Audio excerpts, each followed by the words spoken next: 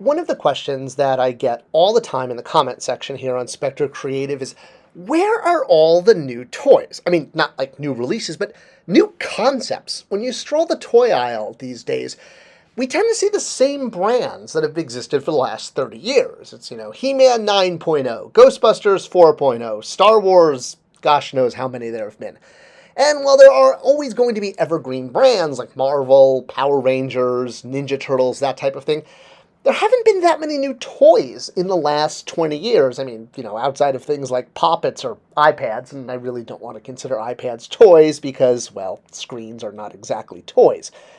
If you look back at the 1980s, we seem to have a huge birth of IP that has lasted and lasted. It was a great time to grow up, and honestly, kids these days don't really have the same influx of constant new creative toys and creative energy that those of us fortunate enough to grow up in the 70s and 80s, like I know I did. And people ask me, yes, why not today? What is different about the market? And some of it has to do with the fact that toy companies are now owned by giant corporations. But, well, one of the things I love about running Spector Creative, besides being a Lego representation of myself, is I get to help support subscribers and their initiatives. And one of my subscribers, Phil Alberton, who is also a good friend of mine outside of YouTube, well, he runs Power Kid, which is a toy development company. And not only is he responsible for some of the coolest toys in the last 20 years, he has created a brand new toy concept called Wish Lanterns. If your children are anything like his, they love story time and they love connections. And this idea came to him through working with his children, honestly, during the pandemic when he would read them stories. And together with his children, he came up with this concept. It was really a family affair. And there's nothing like a toy that comes from the mind of a child. I mean, except for my Spector, of course. His concept for Wish Lanterns includes everything from world building, storybooks, collectability, light-up features. It's extremely detailed and extremely, well, thought out to a huge degree for immersive, open-ended play. The characters in this new world inhabit different lands, different environments, and they're all about making wishes come true.